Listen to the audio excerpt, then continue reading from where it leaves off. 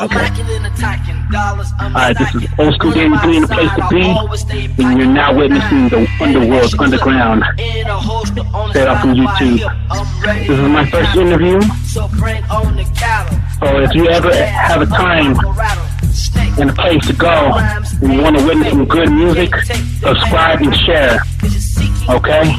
Now, my first interview, my first guest, and my first interview is none other of one of the most greatest rappers from Hunters Point, San Francisco to be exact. He was most noticeable for the Budwyser and the Race project called The Product. You Can't Fade Me. Hunters Point's own Budwyser. How you doing, brother? Hey, what's up with you, man? How you doing, Danny B? Nothing much, bro. You know what I mean? So I'm just right here trying to know about you, and you know, we've been brothers for a long time. I know, man. It's all good, man. Mhm. So how do you got your name as Budwyser? Well, the name Budwyser mainly came in the late '80s, early '90s. I used to listen to KMEL, and they had some a thing started called Battle of the Rappers. And me, I used to do gospel rap when I was young, you know, so I always had rap in my blood. So I just started getting on Battle of the Rappers and just started rapping. But, and, you know, trying to figure out a name I can come up with at first. But it was this guy from Sunnydale. His name was The Miller. But I always thought he said Miller.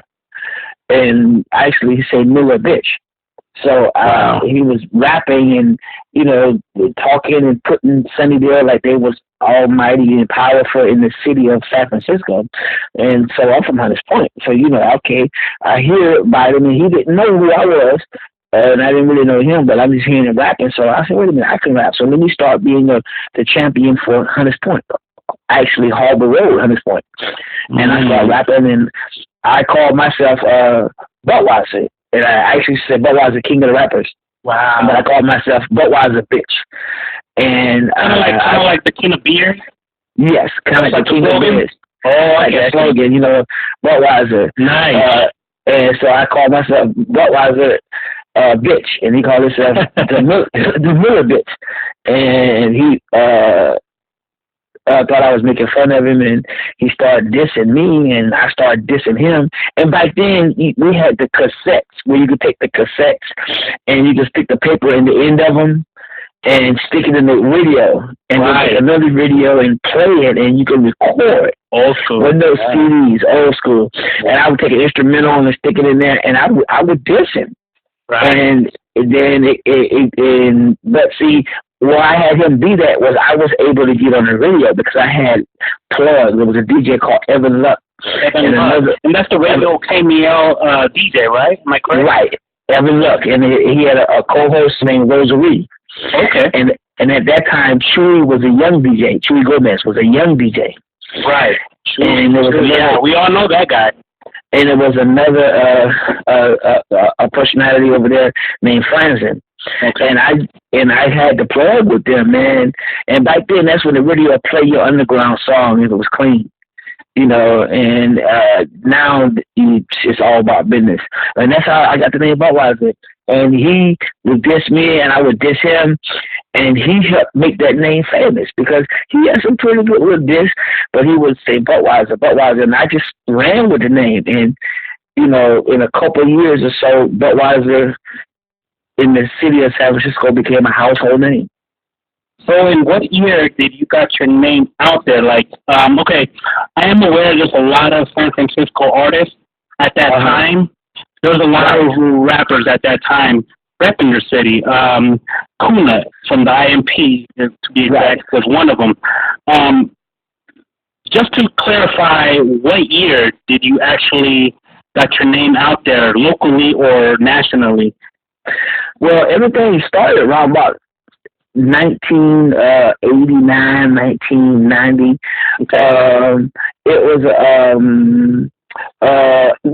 to be honest, no, actually it was before then because a friend of ours, a neighborhood legend by the name of Chucky, was murdered in and he was murdered. And I believe Chuck was murdered in 88 or 89. Right. You know, I'm getting old, one of those 2 years. But it was in 88 or 89 he was murdered, and my name was Budwyser by that time. Wow. So I was Budwyser. Just say for the record, I would say 88. I became Budwyser with the Battle of the Rappers and with the Miller going back and forth. And by 91 is by the time I made it official with the first cassette. Okay, so now that you did your nationality, you actually exposed yourself to the public locally, basically. Now, my question to you is, how do you got connections with the RBL Posse's own Black Sea? Well, before I actually made my first cassette, I just have to go back to that before I get to Black Sea. I been knowing Black Sea from RBL Posse for years. He was actually went to Herbert Hoover Middle School in the 8th grade, and I was in the 12th grade at Micatier High School, and I was a hall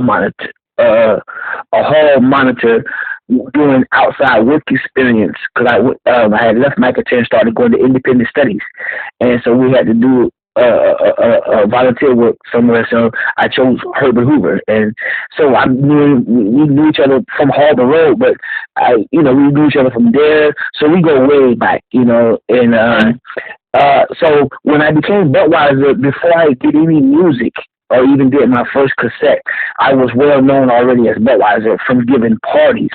Wow. Okay. I used to give house parties. I used to give block parties. And so I was already heavily known from giving house parties. Everybody in 3 or 4 or 5 different neighborhoods in Hunters Point, West Point, Oakdale, Devil Rock, Cashmere, 3rd Street, Kirkwood, Crusader, they all would come to Harbor Road to Budwyser's house parties. Nice. Now my block parties. Okay, go ahead. Yeah. Mm-hmm. And my block parties. Wow. And so me and Black Sea knew each other before then. And then he was just Chris. He was Chris because he wasn't. We called him Chris. But he took the name Black Sea, kind of like that too. But mainly, I knew him when he was Chris. Chris. Okay. Now, from my discovery, I saw a interview with Fizzler. Now, if you are aware with Fizzler, they do a lot of interview with the Bay Area artists, in particularly. Well, they did a interview with Black Sea from the RBL Posse recently, and he grabbed my attention about how he got started himself by listening to you. Right. Okay, now my question to you is, what is the album that he actually listened to you on, and what is the influence behind that? Well, the album really, he listened to me from Battle of Rappers. Right. And he listened in with a bunch of other people and were able to try to vote and, and then he listened to me from, the Miller and me going back and forth at it and whatever. So, by the time I dropped my first cassette, Life as a Nigga, featuring DeRace Branner, I was the only person. I'm sorry to cut you off. And who is DeRace Branner? DeRace Branner is a childhood friend I've been knowing before Harbor Road existed to me. I knew him from Fillmore years ago, back in 1978. So this was before I was even Budwyser, before it was a RBL Posse or Black Sea or a TC or anybody. I knew DeRace Branner. Well, we went to church together at the same church. Knew his grandmother and his whole family. And back then, I knew him when I used to preach. I was a preacher at 15, preaching at church. So I knew him back. He played the drums, and we sang in the choir together. That's where I knew him from. A beautiful story, man. That's nice. Yeah. So anyway, back to your question. So Black C knew me from the battle rappers, and he actually remembered me from gospel rap. I told you I used to do gospel rap. Really? I had a couple of the guys from Harbor Road. It was a guy named Tex, a guy named Quindell, a guy named Jerry Williams or Jerry, and we used to all go out, and we had a group. To be honest, I can't even tell you the name of our group right now at the moment. We were so far back. But we used to go down to a little church and we used to dress up. We had white on with pink shirts and white shoes, and we used to do gospel rap. Wow, that's nice. And this is before I was Budwyser. And we did gospel rap. So Chris knew that I had rapping in me from the battle rappers. And Black C wasn't really so much tripping off of rapping. He liked the music part of it. Right. And I think you heard him say that in Thizzler. He liked it in his interview. He wanted to be a DJ, and when he did become a DJ, even to this day, he was badass, man. The boy know music. He studied it and played it, and from what I hear, he was going to his house and he would just study and go after, he would just go through his equipment and just study music, period. Black C was a master at it. He would learn that computer. I mean, it was a gift to him because he wasn't tripping off a rapper. He just wanted to make tight beats. At that time, which he did, and I would come in the studio with him, and there was T-Lo, and it was his little brother, Baby J. And let me pause you on that one. Who is T-Lo? Because T-Lo, from my understanding, is a great figure from the Bay Area rap scene too. Who is T-Lo? Well, T-Lo is a guy that from Harbor Road. We all grew up together. We all hung together and went places together. And I was 4 years older than all of them, so they looked up to me as a big brother. And this was when at the first beginning, of becoming Budwyser, before it was any cassettes. And we would go places and do stuff. And T-Lo was right there, part of that scene.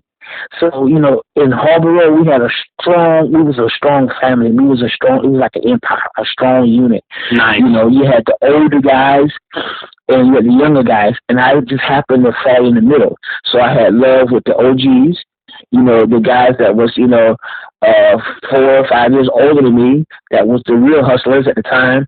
Then I had love and pull with the younger guys like Black C and T-Lo and the ones that was 4 or 5 years younger than me. So I was in the middle, and I had the best of both worlds, and I got along with both entities. So I was good. Nice. Now, give me a little lesson learned for all the people that don't know about the album You Can't Fade Me. Can you go and backtrack on how you went around with this masterpiece? Because I am aware that TC, the engineer, they call him, was a part of that classic right there. It's an unknown classic. And the reason why I label it unknown classic, because a lot of people do not know that particular record. And it's not out there for the CDs. It's not out there for vinyl. It was specifically out there, released locally on cassette. Let me clarify that. On cassette. It was never released on CD or vinyl. Specifically cassette. Just cassette. Exactly. So now my question to you is, what was the process of that record? Because, that cassette tape. Because that cassette tape actually had like about 10 songs if I'm not correct, then correct me, please.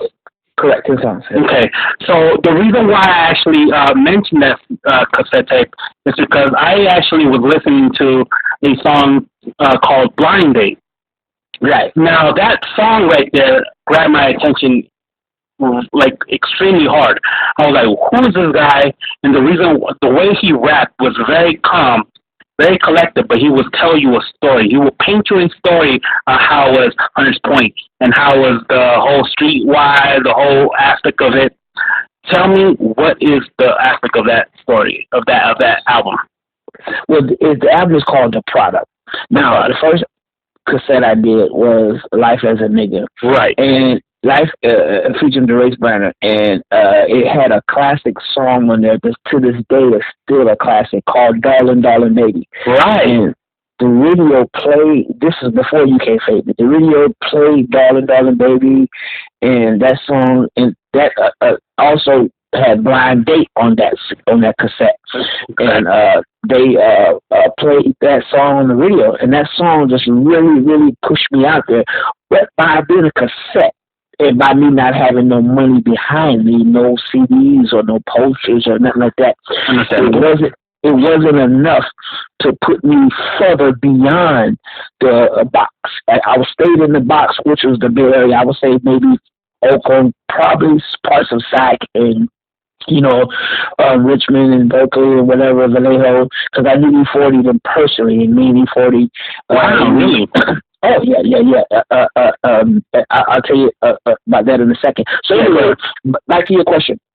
Now, after I did that, I couldn't leave it there. Everybody was wanting more, man. They loved the Darling Baby, they loved Life as a Nigga, they loved Budwyser. So I pursued to go and do something else, and that's when I started working on the product.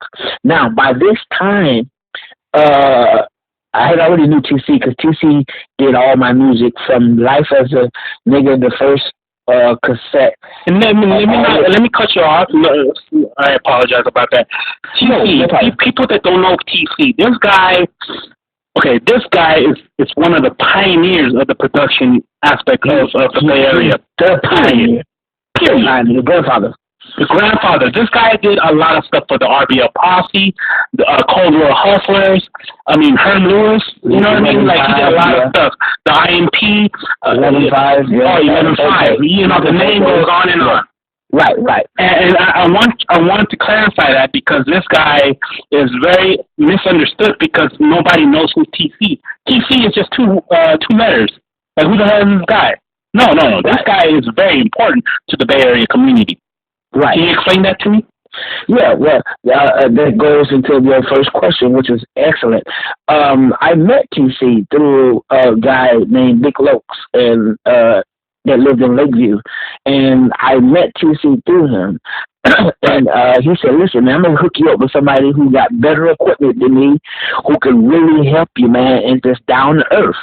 And to this point, TC's always been that person that always hooked me up because he's done all my music. I won't even let nobody else touch my music but him. For all my music, for all my CDs, everything, he's been my only go-to guy, and that's it until I ended my career. And then, so I got put on with him, and we got in there, and we had no issues, and he created all the sounds and music for Life as a Nigga. So, of course, I'm going to go back to him for the product. By this time, that's when, back to your first question, Black C had me and Black C in a Double B, another guy plus that wanted to rap and say he knew how to do all the music, but he really didn't know nothing. That's what really pushed Chris to work so hard because he didn't.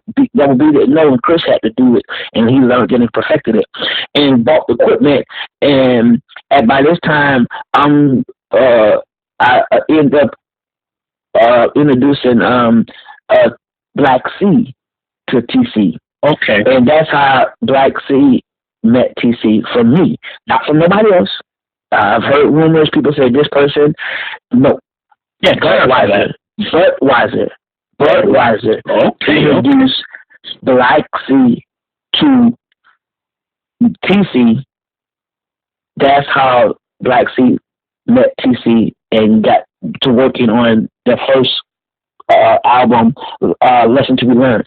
So now, I was going in Black C's house. He had the studio set up in his house, and I was, we was rapping and messing around. But I couldn't commit to rapping in his house. I couldn't commit to being a part of a group or doing anything because I'm like me. I've always been my own man.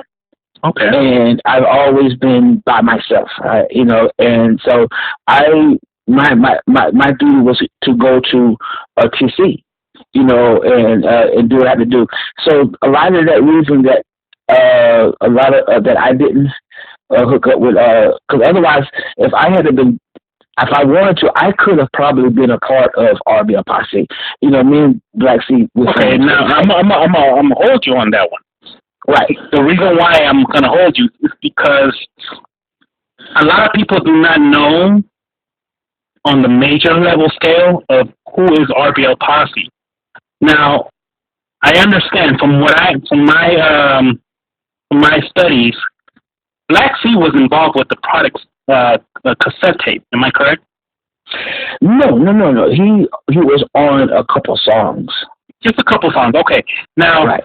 We were in the studio together. He was working on his own thing, which was Lesson to Be Learned. But by us all being in the studio different times of the day, different times of the night, you know, he jumped on the product. It wasn't nothing that we planned, you know. It was just boys recording each other's music, right? Right. And he did so good, and he flowed. Him and Kilo, that I kept it, you know. And then he also, at the same time, I did Black on Black, which is on the product CD. And now I'm going to clarify, Mr. C, that came later into the picture. He is not involved in that cassette tape. Let me clarify that. He's not, right? Which one? The product? The product. No. Okay. But he was around, but he just wasn't involved in that. He was not involved because a lot of people get mistaken with certain of the voices. The real underground fans know what I'm talking about. Like certain like songs, you can kind of semi-listen to a Mr. C voice, but it's not Mr. C. Now, the reason why I'm mentioning this is because there's another artist that you were involved with in that particular project named Bebe Dre, or Bebe, as they call it. Yes. Can you clarify who's that guy? Now, we call him Bebe. Nobody else can call him Bebe because Bebe got hands. You get hands put on you. Oh, okay. Yeah. No, I'm not saying you. No, I'm just saying, you know, nobody else can call him Bebe. We did that because we was brothers from the hood. But no, his stage name was Baby Dre. Baby Dre. Baby Dre. That's Black C little brother. Okay. That's his brother. He's the middle boy. He got a younger brother, Baby Dre, and then Black C. So now he is the one that's on the album cover with me on the product CD. Okay. That's Baby Dre. A lot of people think that that's the race. No, that's not the race. The race was not around when we took the picture. Thank you for clarifying that. Yeah, no, that is Baby Dre that's on there. Baby Dre has his own song that I put on there because it was too tight not to. You Gotta Have Flavor. You have to have flavor, yeah. Yeah, Gotta Have Flavor. That song, Baby Dre, is his song, but it's on the product CD, and then he's on Roll of the Road. So he's on 2 songs on the CD, and he was one of my biggest supporters. DeRace was the singer, Baby Dre was the rapper. DeRace did a little rapping on a song or 2, but Baby Dre, at the time, DeRace was in and out of incarceration, but Baby Dre stood by my side. And a lot of the shows that we went to, a lot of times it was just me and Baby Dre as far as the product. You know, I never think it was too many times where it was me, Baby Dre, and DeRace. It was a lot of times it would just be me and DeRace, or it would just be me and Baby Dre. But Baby Dre was a big support to that CD, doing his song, You Gotta Have Flavor, in shows. Cassette, not CD, but cassette. Cassette. In the cassette, thanks for clarifying that. In the cassette of the product, he was a huge thing. We did a show out in Petaluma, we did a show out in Richmond, and he, you know, was huge, you know, and he was a big support, and he was a, you know, good hype guy, and we worked together. We had no issues, you know. I wish he could have been on more songs, but, you know, I thank him for the 2 that he gave me, and I thank him for his dedication, Baby J. Now he's a huge figure with his brother, Black C. I think he called himself King Hype, but he's part of the RBL. He's already a part of RBL family, but now he's more dedicated to that. you know, and he's a huge success with his brother on their shows now and their features, you know, success. Now, the RBL Posse, okay?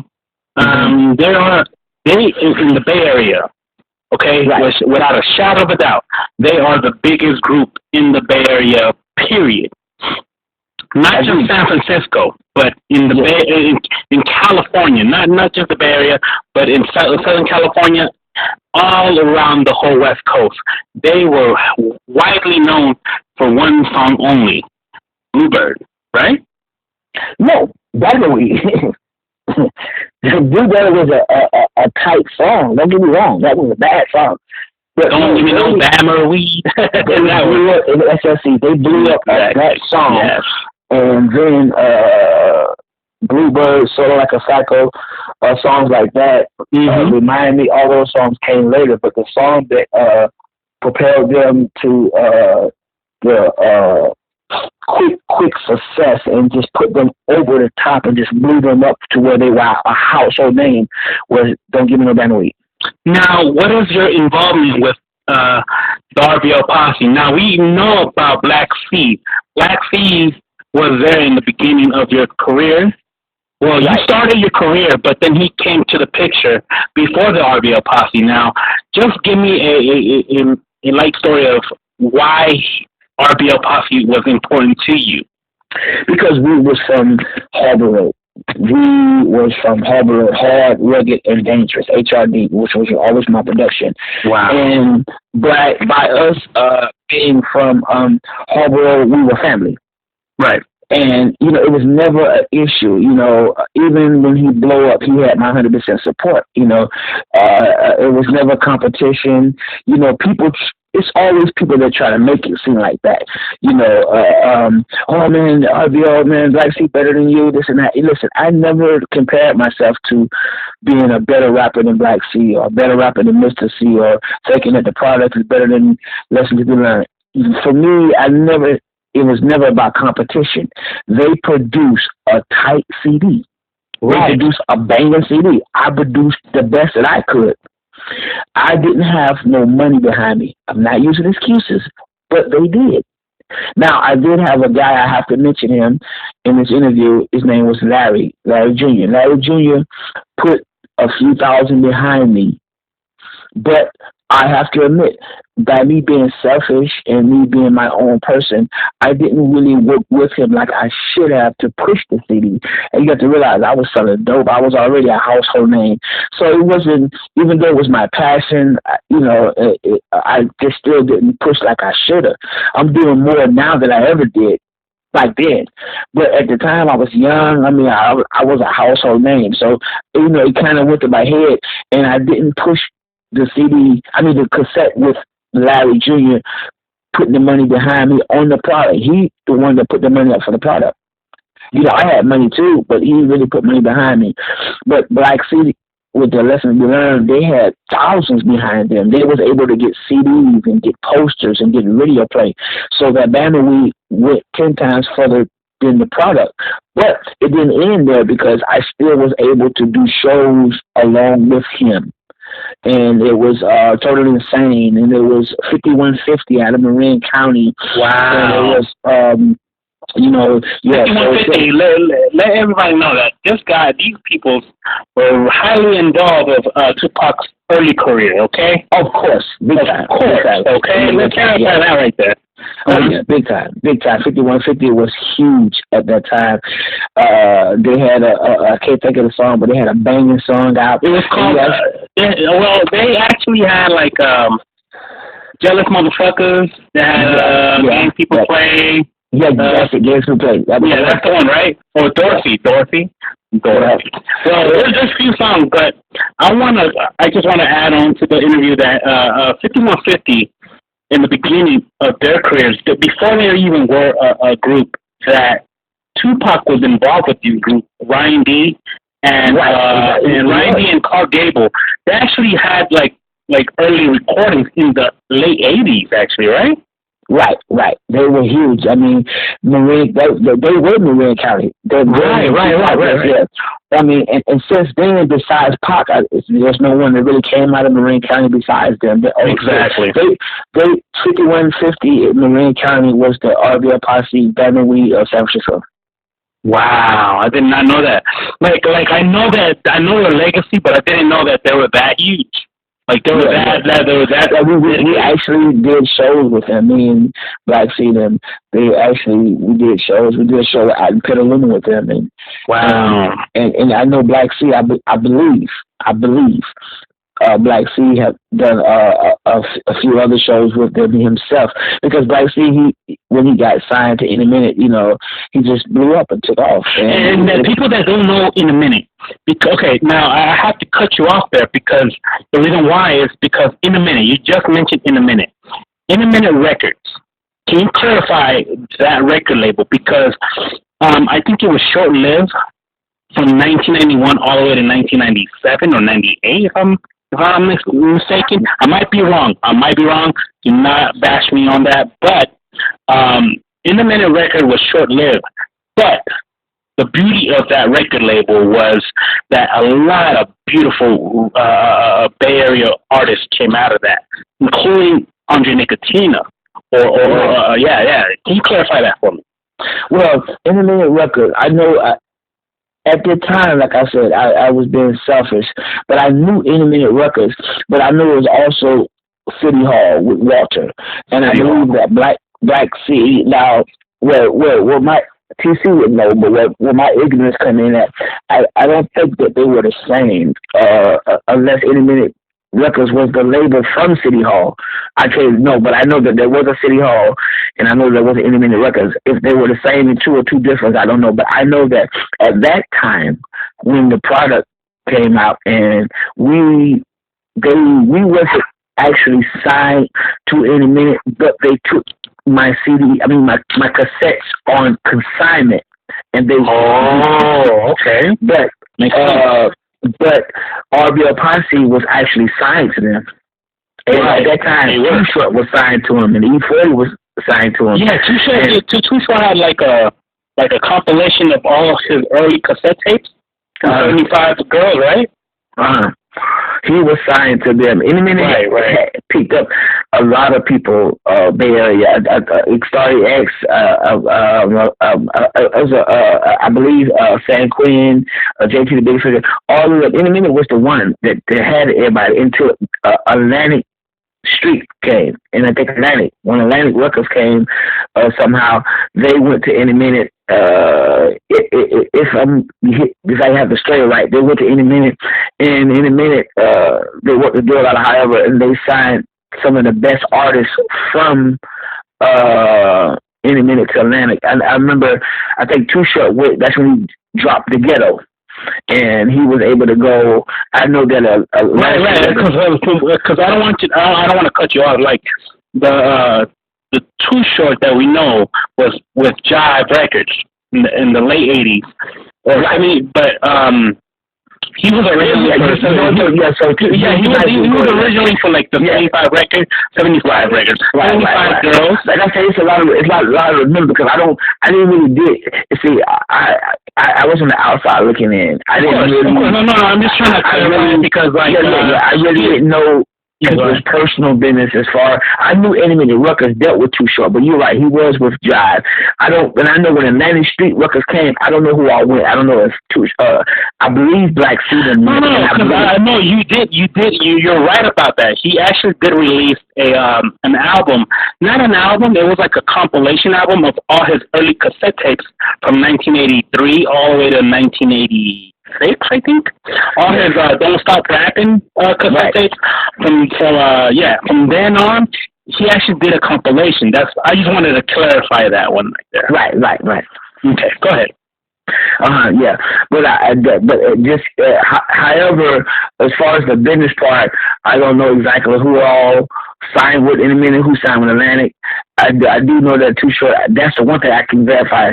He definitely was with Jive. I think Too Short. I think E40 made it with either Jive or Atlantic, but I believe Black Sea and RBL Posse with Atlantic until they switched over. But I know I was just I can only speak for what I know. I was just dealing with Intermittent Records as far as giving them cassettes. You know, they would say, hey, you know, bring us over, you know, 200 cassettes. We'll take one consignment. And then they would be responsible to put them in the mom and pop stores, and that's what they did. And then when they run out of that, they ask for some more consignments. But like I said, I wasn't pushing the cassette with Larry Jr. like I should have.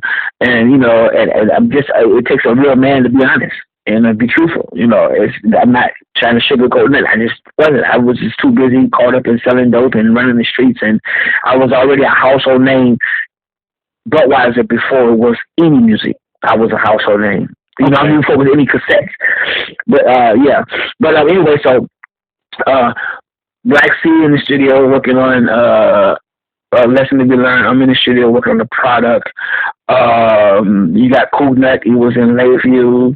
And anybody that don't know who Cool Nut is, you guys are living under the rock, okay? Oh, so understand, Cool Nut. Please clarify. I'm sorry. Cool Nut, who the hell that guy is? A legend before his time. He was there with Rick, and they was with DUI. I think that's DUI. I'm saying that right. IMP. Yeah, no, he's with IMP, but I think I'm talking about the guy who passed away. The other group, I think it is DUI. UDI. UDI. Okay, yeah. All of them, but this was back when Paris came from Lakeview, the same place. Paris. Yeah, I know who Paris is. Rapper. Mm-hmm. Right, he's one of the same ones that produced the Conscious Daughters out of Oakland. Are you serious? I did not know that. That's awesome. Produced the Conscious Daughters. So anyway, Cool Nut was in Lakeview. Selsky, Tonight is going down tonight. Tonight is going down. So they all out of Lakeview. So we all, and then you got Fillmore, you got the Get Low with San Quinn and JT the Bigger Figure. And you got Forte.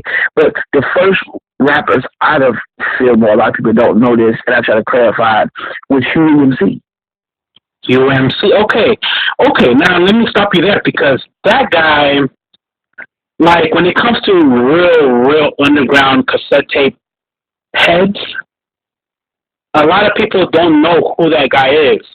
Like a lot of that subject comes in play every time when it comes to collectors. Like you know, when it comes to cassette collectors or Bay Area in general, just collectors themselves, because they collect CDs, cassettes, or whatnot.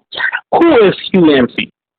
Huey MC was a artist that was from Fillmore, and he was an artist that was out. To my knowledge, first, if it was an artist out before him, I don't know that artist.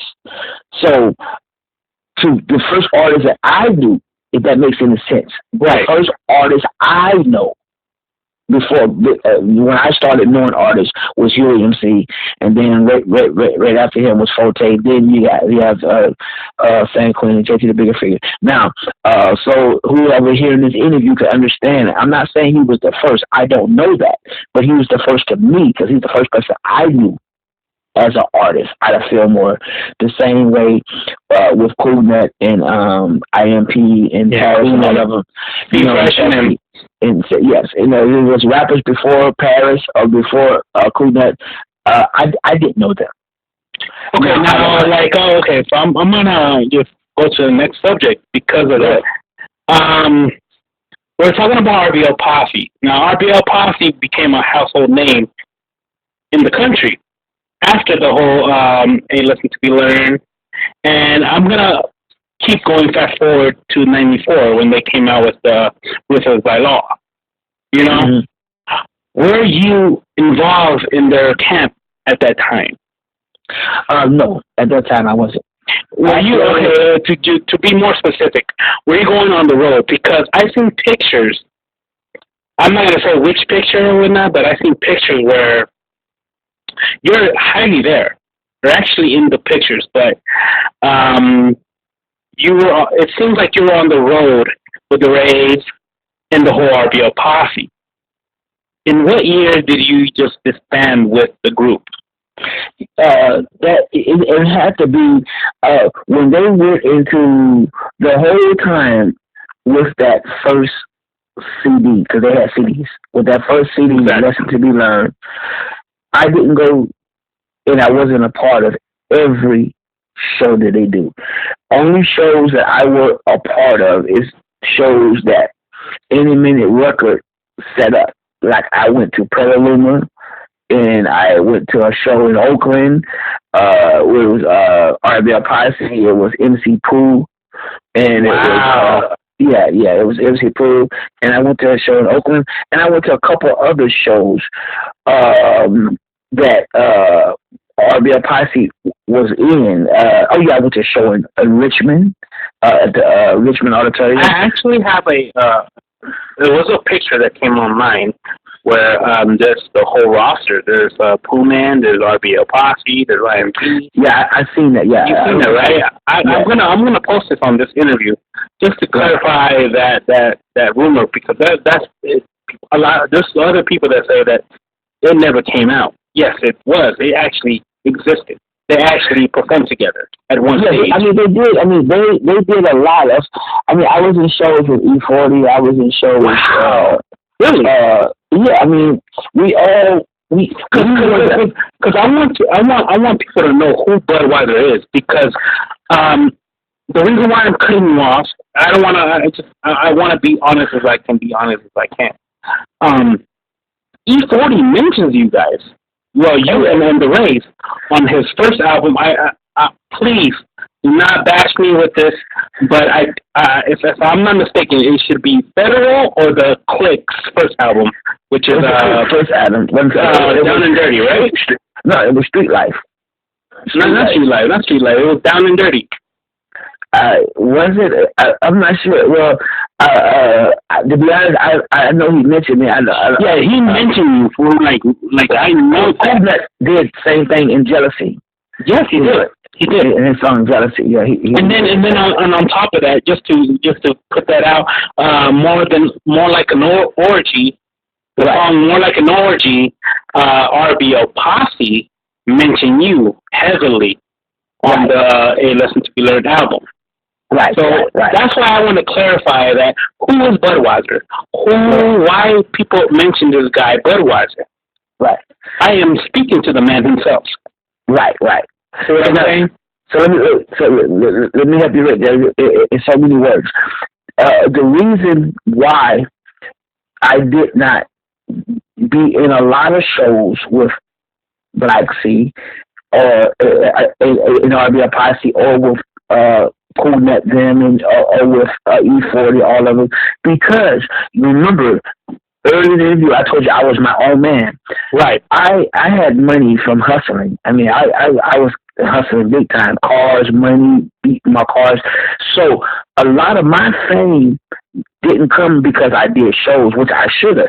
I didn't do a lot of those shows because I wasn't really getting paid for doing them. I wasn't, logged in. I was just as a guest to come and maybe open up, because I was just, had consignments with Any Minute. I wasn't in a predicament to get paid by them for being in that show. So by me not being signed with them, I might not even get asked to be in it. A lot of my shows came because I did them myself. I would rent I would have concerts and shows at the gyms, local gyms. I would rent out halls. I would go to the local park, and I would pay a DJ to come and put up big giant speakers, and then I would have other rappers and guests come. Have San Quinn or JT the Bigger Figure, RBL Posse, totally insane, would come to the event that I gave TC DJing, and then they would come to that event that I put on, that I paid the music for, paid for the stage and everything, and then I would perform, and they would perform at that event, and then I put myself out there. Okay. So I did a lot of my shows myself. I pushed myself by giving parties, giving shows at the gym, renting out the Jolie's Gym off of 3rd Street, renting out the Bayview Opera House, renting out Hunters Point Gym, giving venues outside. 5,000 people show up. Budwyser giving this. The streets are just blocked. Cars are everywhere. People from all over the Bay Area would come because Budwyser was on the radio, and he said he's giving this barbecue bash, or he's giving this beach party, or he's giving this concert. So that's what I had hood fame. You know what hood fame. So that's what I was known for. As far as the concerts and where Black Sea and RBL Posse and the other groups had all traveled, and they was in Sacramento, they was in Seattle, Washington, they was in LA, they was in Bakersfield. I wasn't a part of that.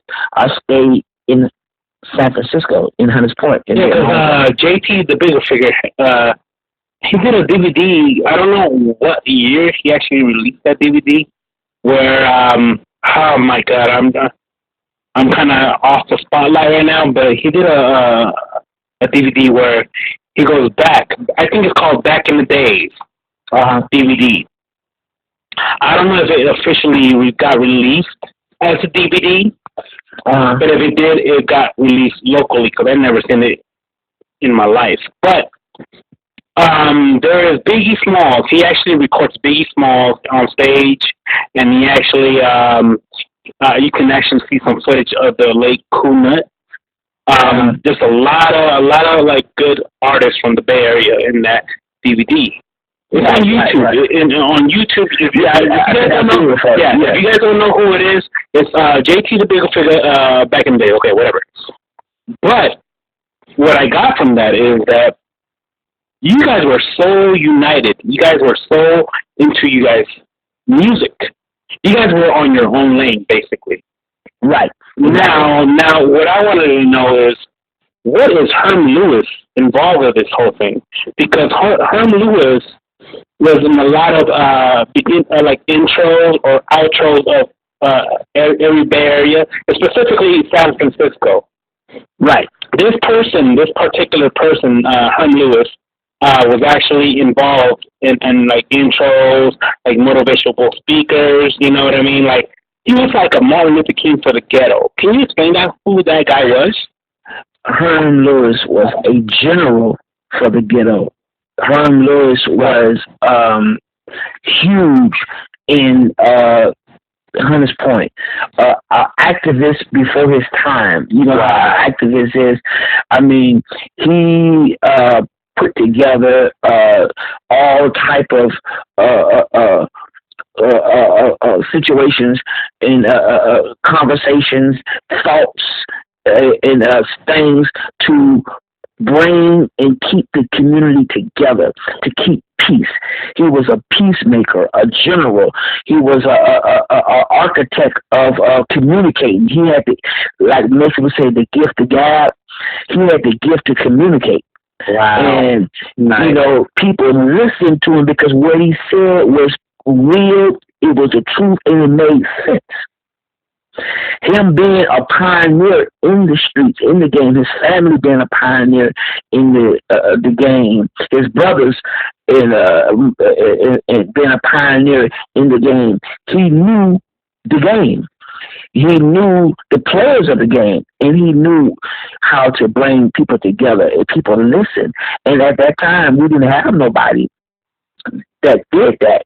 And he stepped up and he took that role. So he was more like a general to the San Francisco, and definitely a general to Hunters Point. And, you know, and though he never rapped himself, you can hear his two cassettes he did, in his book he wrote, and all his songs he did. You can see that he was always willing to bring brothers together for the peace and the good of the community. And to this day, he's my brother. I love him, and he still does it. You can look on Facebook if you don't know Herm Lewis, and you can see something positive he done post, something uplifting, something to help you, something to encourage you. No negative, always positive. And it's hard in this time and day to find someone that wants to even share anything positive with you, because the whole world right now is based on negativity. If you want to know about Herm Lewis, go to the RBL Posse and Lessons to Learn, the intro. You're going to know who it is. That guy is the most legendary motivational sorry, but like he actually speaks the knowledge of what the street life is. on that record right there. Exactly. Now, going back to your career as a rapper, after the whole RBL powerhouse, the whole thing that happened with the RBL Posse, what happens to your career? What goes on to you? I went in to try to do a product too, or to do another city or whatever, and it never got off the ground. I kind of self-destructed, semi-self-destructed, but a lot of fans, a lot of people didn't know that. My neighborhood, Harborough, was self-destructing right there in my eyesight. And I don't want to really, in the interview, go on because it was personal. A lot of people want to know the rumors, Mr. C being murdered and being killed. They would have to, they would, rest in peace, Mr. C. They would have to talk to Black C about that directly because that was his brother in as far as the rap game and as far as partnership, whatever. Me, I was on the outside looking in, though I knew Mr. C, but he was more closer to him and he knew him personally and he knows the situation. Me, I can't give what I don't know. Right. But I'm saying as far as Harbor Road itself, that once in power of a neighborhood that produced Budwyser, that produced RBL Posse, that produced Big Block, that produced that's with Sugar Bear, that produced Sugar Bear, wow, that produced such me giving parties and such hustle and such fame was self-destructing among ourselves. So what I did was I just, before I end up in the grave or end up in prison, I just, took a absence of leave and I left and I went back south. And while back south, ended up getting into church and getting back into being a preacher again because I grew up a preacher and got back into what God called me to do and walked away from it all for at least 12 years. Okay. Now, you already going through this with God himself. Right. From my knowledge, you had a heart attack at what year? And I don't want to, if you don't want to speak on that, I don't want to go on it. But if you want to speak on it, it's because listen, in 2010. After being, let me put it so everybody have a clear understanding. I left here in 1996. I left before I self-destructed. I was not even a part of Harbor. I was always a part of Harbor still to this day. My mother lives in Harbor, but what I'm saying, when Harbor self-destructed, I stepped away, and it was dealing with Army Street in DeRace, Brenner. I was hanging on Army Street, and then when Army Street self-destructed, I didn't come back to. I couldn't stay on Army. It self-destructed. I didn't want to go back to Harbor, so I went back south. And dealing with God and all this. So I went back south in 96. I came back here in 2009.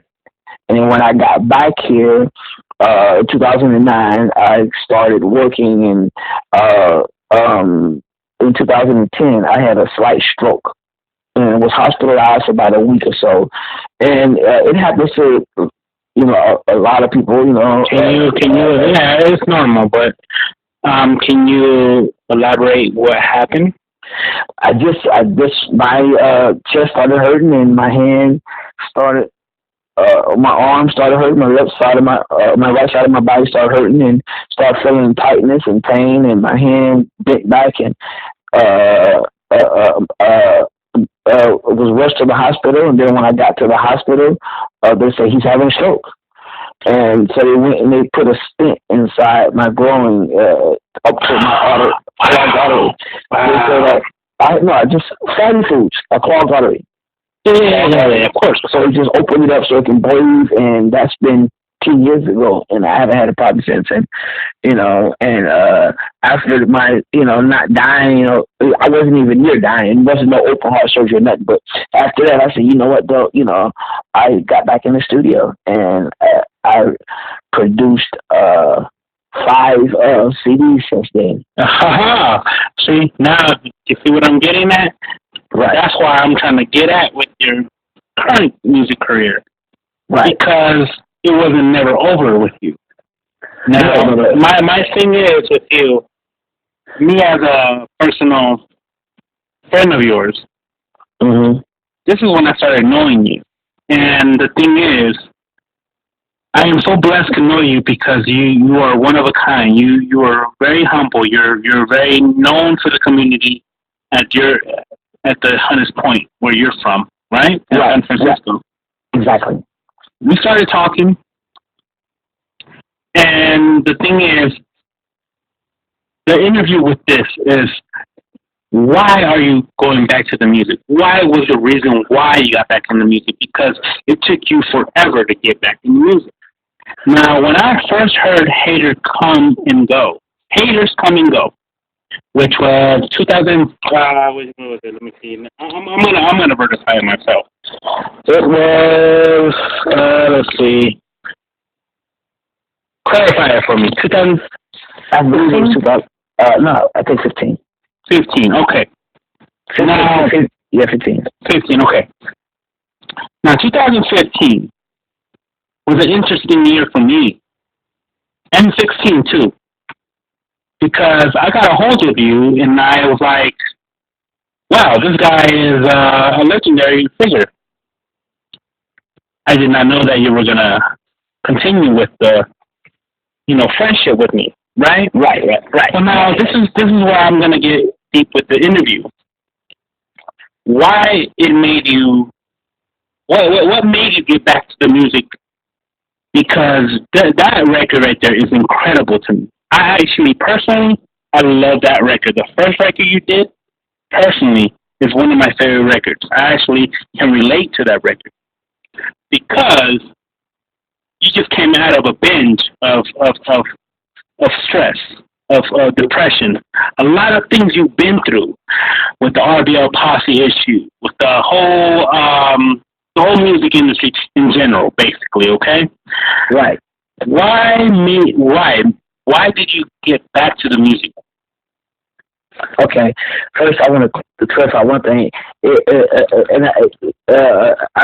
I don't think you meant it in a bad way, but there was never a RBL Posse issue.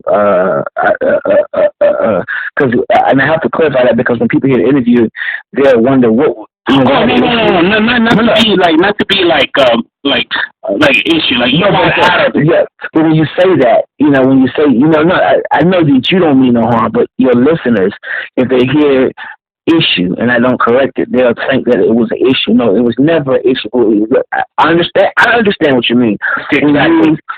When you didn't go no further, alongside RBL Posse or behind them, right, or following their footsteps. That's what you're saying. Exactly. Like you got out of a period of time where you have to start fresh, basically. Right.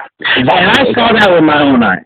Right. And when I saw that with my own eyes, I'm like, wow, this guy resurrected from his past. Right. Because the reason why I'm mentioning the heart attack, the whole RBL past, it's nothing against that time period or what you've been through. It's just to what you became today. Right. Because when I see you as a perfect example, as a role model. Right. And why I say that is because you turn yourself to God, right? Exactly. Okay, so now I'm looking at this album, Haters Come and Go, and as I'm looking at the actual, it was a music video. It was you and the Rave for the first time in years, right? Exactly. I'm looking at this record, and I'm like, wow, why all of a sudden they came back together? Right. Because I remember seeing you there was a clip with Black Sea. Black Sea had an album called '70s Baby. Right. And he released a video out of that album called Players Anthem. It was called Players Anthem. Yeah. And you appear there. Right. You don't seem there was like no emotion. You know what I mean? Like there was no emotion. It was like emotionless. But then I see you again because I'm a big fan. Okay, I'm a big fan here, and I'm seeing you with Rage for the first time. And at this time, I'm looking at you like, wow, he is coming up. Like he is doing this thing. And this was one of the biggest busts I've seen in my lifetime. Right. Maybe more with me, but Bay Area in general, like holy shit, Budwyser is coming back. But there's a but on that. There is a new moniker called Wiser, not Budwyser, but Wiser. And I get your concept on Wiser. You grew up, you saw the struggles of life, and you rise up to the equation. Exactly. Now, you have a new moniker named Wiser. Haters come and go. Explain that to me. You explained it well. When I came back into wanting to rap again, I still had it. I never lost it. I never. I have my own style. Whether it was Budwyser, whether it was Wiser, however, I have my own style, but I wanted to put a little tip of a flavor and spin to it. So I didn't want to. It's like when you become a believer of Jesus Christ and you change and you better yourself and you want to become brand new. You're not going to pour Hennessy into an old Hennessy bottle or Hennessy into a dirty cup. You're going to pour it into when you grab a new bottle of Hennessy, you're going to grab a new cup or a new bottle. What I'm trying to say, you don't pour new wine to old bottle. So I wanted to change. So now I took off the Bud and I kept Wiser. You said it so clear. I grew up. I got wiser to situations. And then if from all my 5 CDs, CDs now, CDs that I've done. Back on that, don't worry. Yeah. No, I'm saying I don't curse on none of them. Yeah, I know that.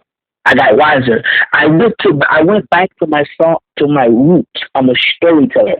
I go way back, and you never knew this. And I'm just telling you this right now through this interview. You never knew this. Blind Date really inspires me because in Blind Date I was a storyteller. Blind Date, people, they hear that song and you said it caught your attention. They're wondering, I was chilling without the crew, thinking about a girl that I had to pursue. I told a story and you listen and the person hear the story. Okay, not me, but I was the Bud the Beard.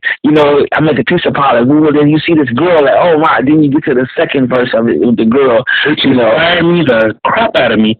And now, go ahead. It kept me a storyteller.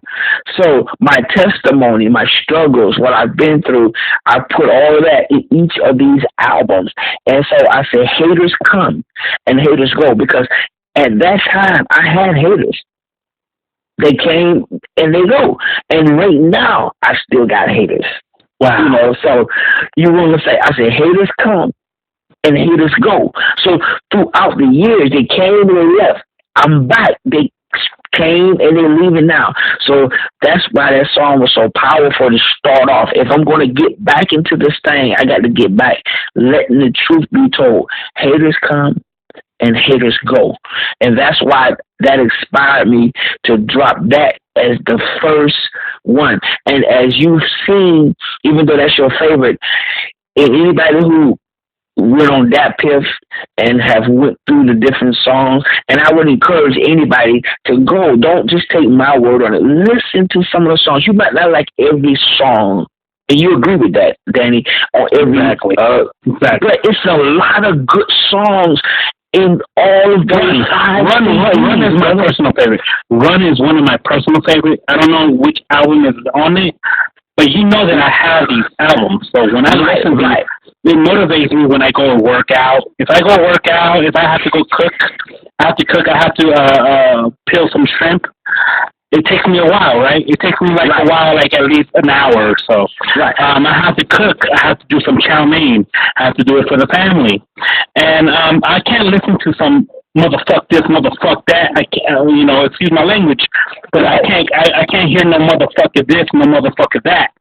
I gotta listen to some motivational speaking, but the person that's rapping, he is not cursing. He's actually giving you knowledge. Right. He explained that to me. I wanted the songs to be a storyteller, but I wanted the songs to catch your attention and to make sense and to tell you something. I got a song, I'll Be There. That song, I was inspired from what's his name? His name's on the tip of my song, but he sang that song, Seagram's Gin. That song, I forgot. I can't think of. He's a Bay Area guy. I don't know why. I can't. Spice One. Speaking One. Yeah, his song that he got. We talking about the gin and juice and this and that. That inspired me. So I got a song. It's called 187 Proof. Yeah, I got a song on my on the I think the second CD called "I'll Be There," where I'm talking about all the different cartoon characters. Right. And how they're meeting. I just wanted my songs to be an inspiration. If you hear some of the different songs talking about, I'm telling a story in all of the songs that catches your attention. A lot of rappers nowadays, you don't understand what they're saying, and even when they're saying something, their whole 16 bars or whole 32 bars or whatever made no sense to the subject. So I wanted to if I get you to hear the first verse and that got your attention, hopefully that'll make you listen on to get to the second verse. And now you heard the second verse, so now you have to hear the third verse to see how this story ends. Exactly. So that's what I wanted to do, and that's what so far I've been successful on. Now, like I said earlier in the interview, I never tried to compare myself to nobody. Guess who I am? Danny B. I'm wiser. I'm myself. I'm not going to please everybody. I have fans that love me, man, all over. Fans that love my videos. They love the stuff that I do. That I'm happy with them. My job is to please them.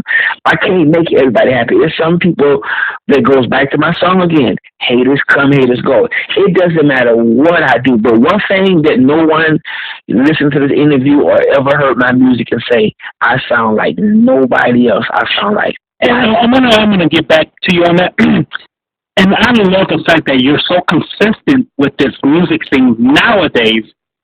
Before you did 2 classics, right? And that was it. RBL was born. I'm not saying that you made RBL Posse, okay? I'm not saying that. Right. You're highly a part of that legacy. Yes. But you were not involved, okay? I understand that. That's a good way of putting it. So let's clarify that right now, because Black Sea is the foundation of the RBL Posse. No doubt. Okay? So, but I understand where you come from and how he got inspired. Budwyser was the name. The Miller, which is the Miller, I understand that. We're going backtrack. Now, we're going to fast forward now to these days, where not only did haters come, haters go, you did Keep It Moving, you did Here in the Bay, you did Look No Further, and Sitting by the Bay River. Not the Bay, but the river. You did another 4 albums consistently. You got more music that you had then now as this moniker named Wiser. Right. Now this guy Wiser is speaking the truth. Clean lyrics. There no needs no cuss words to clarify who you are. You did your thing. You've been through it. You done it. Why bother cursing on record? But yet again, you are a Bay Area legend on our behalf because You did a moniker of Budweiser, whatever, the whole beer or whatnot, but you got wiser as the years come by. As a man, you did all these 5 albums, which was Wiser 1, Wiser 2, Wiser 3, Wiser 4, Wiser 5. Now you're a different image to the community. You want to clarify that, hey, there is a second chance. Yes, I've been through some street life. Yeah, I had a heart attack. Yeah, but here, hey, I'm here. Haters come, haters go. I keep it moving. Here in the Bay, no look no further, because I'm sitting here by the river. You feel what I'm saying? That concept. I like how you put that. And now you're doing this thing because you are your own man, and now you're doing this for a reason. You're trying to touch another soul. Like myself. Exactly. Explain that to me. It's simple. The name itself, Wiser, explains everything. You think of wiser, and a person say, I'm wiser, or you need to wisen up, or, you need to get wise, or you need to make wise decisions, or you need to make wise thoughts. To be wiser, you have to make sure that everything around, wiser means more of positive, mean more of a concept of goodness, of greatness, wiser. It mean more of a consistent, more of patient. I knew that wiser was going to strike a lot of attention. From Budwyser, to wiser. It not only separated me from my name, Budwyser, it separated me from the streets because I'm wiser. It separated me from the beer because I'm wiser. So it opened a lot of doors for me. I'm no longer affiliated with the streets because I'm wiser. I'm no longer sounding like the beer because I'm wiser. Then now a person that he sees the CD covers that as they have got better, and they see them, and look, okay, here in the Bay, like, well, what's this about? Wiser, and so you have to make sure that CD, fits that name, Wiser. You got here in the Bay, you got weight on there, and I was just listening to see the other day, you got living the world, you got sanctified, on there, and so you got all. Just to continue the interview, check out Wiser's videos. His videos is all over the place. You just gotta find yourself and then find all the videos. He has a bunch. You can damn near do a DVD out of his videos. Let's clarify that right there. Okay, back to what you were saying. Yeah, you got to go to YouTube, put in just put in Wiser, WYSER, put in Wiser videos, and it'll pull up all of them. And right, you'll see his struggle. You will see. And these are not garbage videos. My video guy, Wu, does an excellent job. The visuals, What's his name? His name is Wu and Chin. And he has a production company. All that is, they go to 90X on YouTube. 90X? What is it? 90 90X 90X Vision. 90X Vision. Okay, everybody, if everybody's listening at least, it's 90X Vision on YouTube. This guy, RBL Posse, E40, he does videos for a lot of people, and his videos are for Mr. Pharaoh. He does videos for a lot of people. Listen. This guy, his visuals on music videos, it's enormous. It's like, wow. Like, this guy does music videos for, like, movies. Yes, yeah. Perfect example. Like, I want to understand that one song. What's that one song that you did? You actually sampled Keith Sweat on that one. Hold on. Do not correct me. Let me do it myself. Let me find out. Myself. It's called Be Young. Okay, I wanted to say it. Okay, Be Young. That video got me into your music videos. Right. And ever since then, I was like, okay, Budwyser's no joke. Budwyser's no joke. This guy is doing his music videos for a purpose. He's trying to reach the community. Yeah, he did it for his mom. Yeah, his mom, you know. Shout out to the mom. The mom is there, you know. But yet, Budwyser's giving you a positive, motivational speaking outlet. Right. But he's doing it on record. Be young. Be young. Ever since then, I became a fan to the utmost. And now I wanted to know that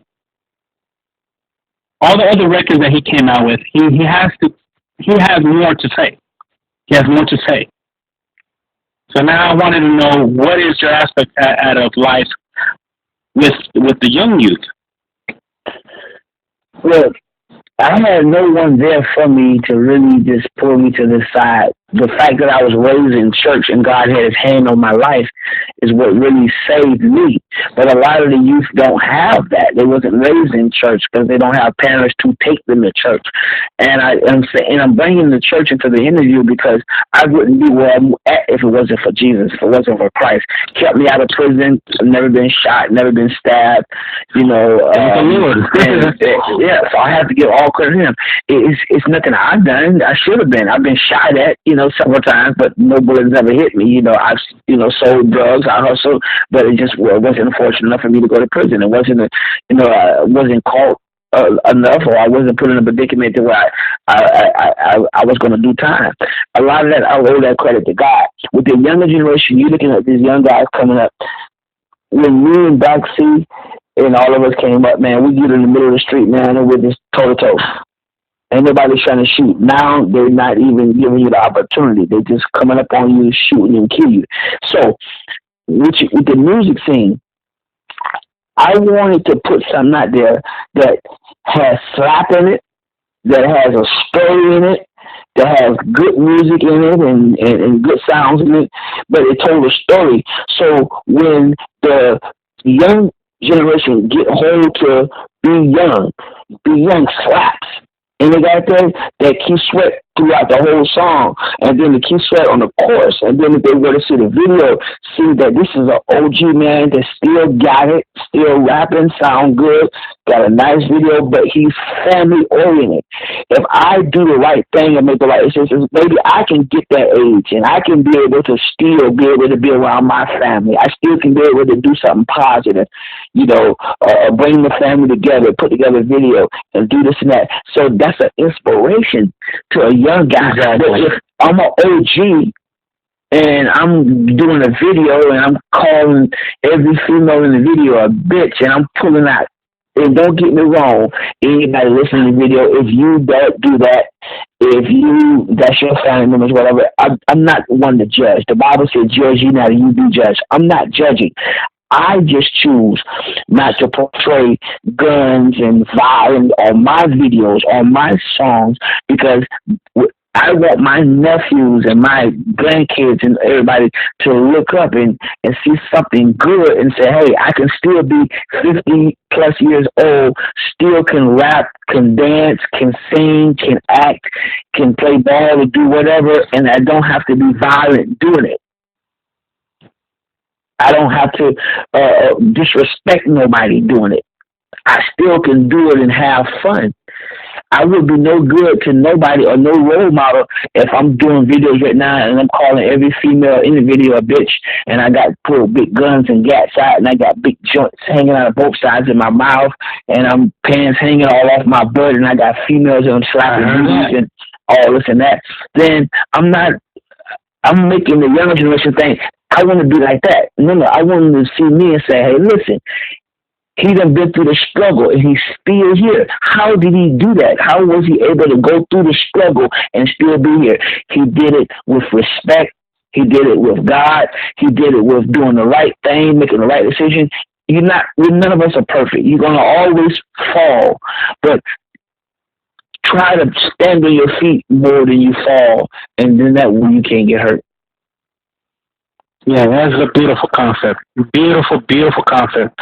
And now, that's the reason why I wanted to do this interview, because you actually came out of that struggle. You came out of the street life. You came out of a lot of negativity in your past. You went through a heart attack.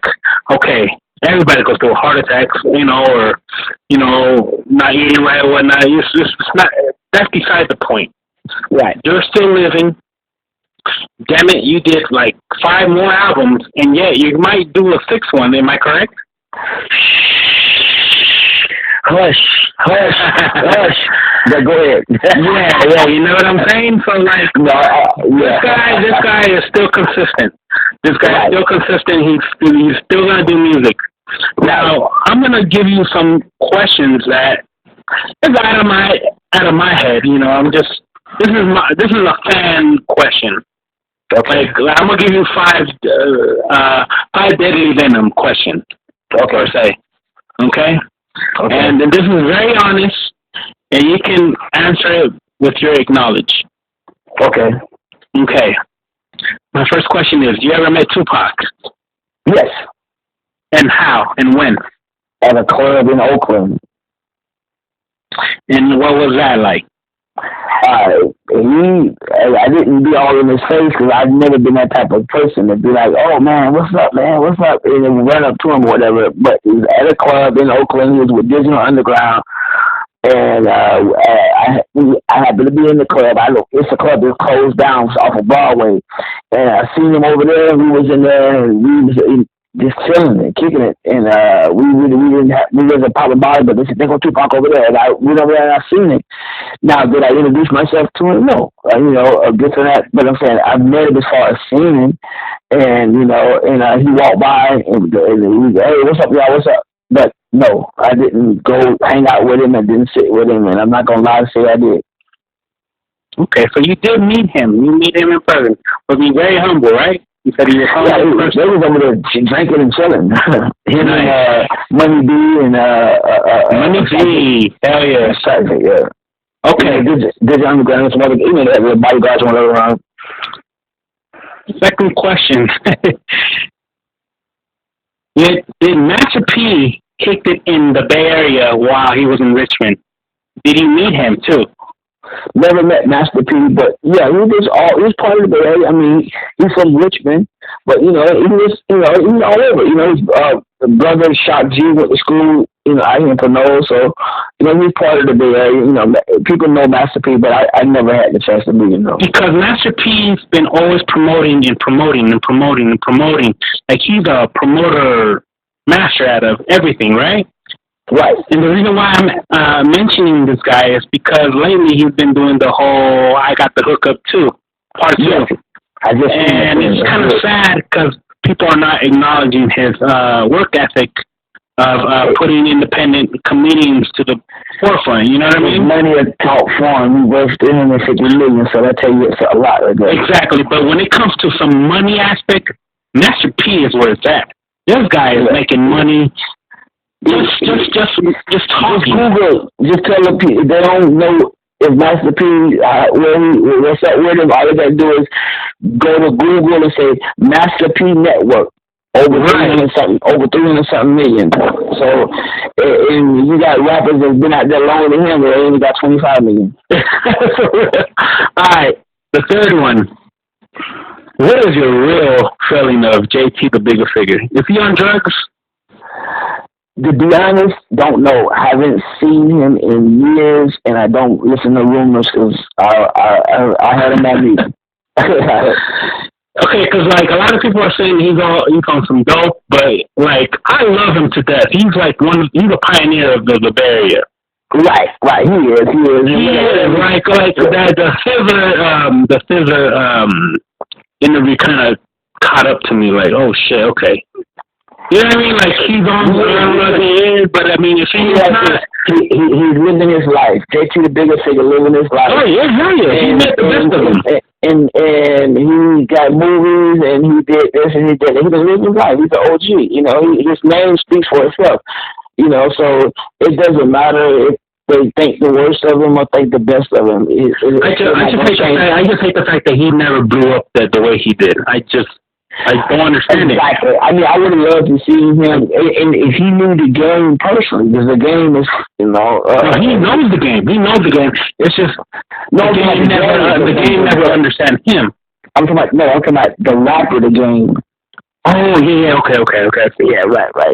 You know, it's just, I wish that JT could have, you know, blew up, and you know, what I mean by blow up to the status of, you know, Lil Wayne, and you know, I mean, you know, Tiger, you know, other people that's out there, you know, Kanye West or whoever. You know, I'm not really gonna say money wise, but just blow up to, you know, to Migos, to the status where, you know, he's a more of a household name everywhere, really. He is a household name, but I'm saying to where, if it makes any sense, where he's on the BET Awards, he walking the red carpet and doing that too. You say, to when they look and say, oh, like Chance the Rapper. How Chance the Rapper came out of nowhere, and he said, you know, that's Chance the Rapper. You go, oh, look at JT the Bigger Figure, you know, being movies. But, you know, like I said, he got his own thing. He's living his own life. He's happy. So that's good enough.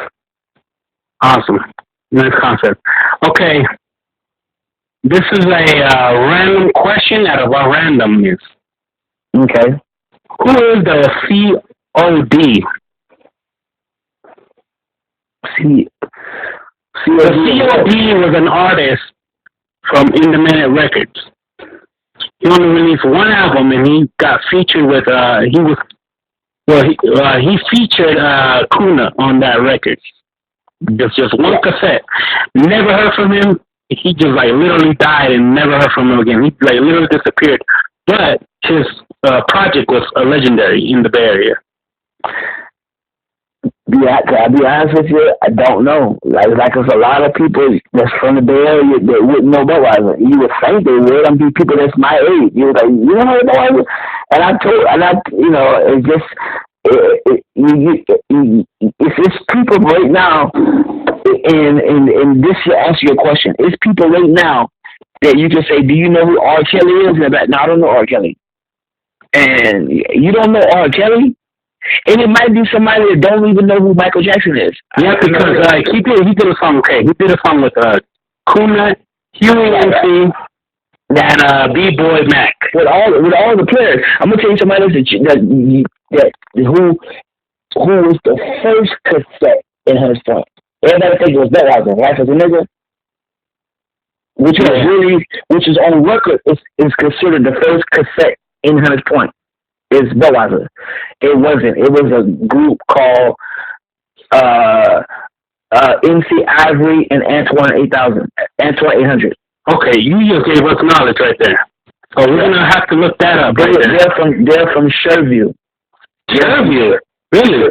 Sherview, the same place where Sherview Shan is from. Sherview Shan be on. I don't know. I don't know if you want his Facebook friends or not, but he be on Facebook. Sherview Shan, Won't Stop Records. Wow, I did not know that. You see? Yeah, he's from Sherview, but it was Antoine 800 and MC Ivory that were the first people to have a cassette, but it went nowhere. Wow, it was local release. It was actually local release. It probably wasn't even released. It just probably was a cassette made, and that was it. Just maybe, but they were actually the first one, if you want to say hypothetical, that had a cassette, but that was just it. No music. Nobody never heard any music. I don't even know a song from it, but they had a cassette. Wow, that's crazy. Okay. I'm gonna look it up personally myself. Antoine, Antoine 800 and MC Ivory from Hunters Point. Okay, now this is my last question, and you say you answer with your acknowledge. Your best, or what's your best Kuna memory personally, and go. Going to Lakeview, where he was from, and he was standing out there on the corner on Broad Street, and I pulled up. I had my Budwyser car. I don't have no pictures. I wish I had them, but back then, as you know, in the early 90s, we didn't really carry phones like, there was no phones like that because everybody had pages. So, Budwyser car. Okay, you just caught me off guard right there. Budwyser car. Explain that to me. I had a 1967 Buick Skylark 4-door. Okay. It was white with pearl flakes, green pearl flakes in the white paint. Green pearl. So when you see it in the sun, you can see the green flakes, and then when you go again, it's white pearl. My interior was white leather with green stitching. My floor mats were green. My dashboard was green with white stitching. I had a half a sunroof, they call them phantom tops, that was green with a small window. That was green leather puff over the half of my car, over over the back seat in the whole back window. Then what made it a Budwyser car was I had a green bar over the front of my Buick Skylark that spelled out Budwyser, Budwyser. Oh my God! So when I'm driving towards you, my bra was green over the white pearl, but it was stretched out and it spelled Budwyser. Everybody who was somebody from Hunters Point or from San Francisco remember that car. And a lot of people that see in this video right now, if you remember that car, go down to the comments and say, I remember that car. If you do, I want to know who all remember that car. That to be the biggest highlight of this whole interview. If you remember that car with the Budwyser bar, that was my baby. 4 15s in the trunk with a 600-watt Zeus amp, Kenwood deck with a zap board. And Kuna witnessed that. He was right there with me. I pulled up on him. That is a story that's tough. That is a story. Walked over there to me and we was talking and chopping. No, don't tell me just Kuna. There's other rappers there. Am I correct? No, at that time, I don't know if Selsky ever seen it. He might have did, but I know Kuna was out there on the turf. I want to say Rick. Who's Rick? Ballhead Rick. Ballhead Rick is, I think he's his nephew, right? Am I correct? Right. I want to say he was there too. I'm not. I know Ballhead Rebels, right? UNLV, the Rebels? Yeah, but I know I pulled up in that car and got out and we chopped it up and we talked right there on Broad Street, BROAD Street in Lakeview. Classic moment, Budwyser and Kuna. Rest in peace. Rest in peace. And we chopped it up for a few minutes because I was in Lakeview prowling. Wow, that is beautiful. I'm gonna send this clip or the interview to his daughter. His daughter is a great friend of mine now. We talk. Okay, so she's a great girl. You know, she's a designer. I don't know exactly what she does. I think she's a model, but she does a lot of designs. Her designs are enormous, including her tops' designs. I'll show it to you in the future, Budwyser. I'm going to show you some pictures. You're going to be like, whoa, what the fuck, you know? Right. I got you. I'm gonna send this to her. That way she realized who Kuna was. Kuna touched a fucking universe. You know what I mean? That guy was one of the best. Now, I'm going to end this interview with Budwyser and tell me anything that's on your head right now. What's your knowledge to the world at this point right now? Give me what's on your mind. Tell me. Go ahead. Let's end this interview with this. Listen, you need to know the history of Budwyser that's now Wiser.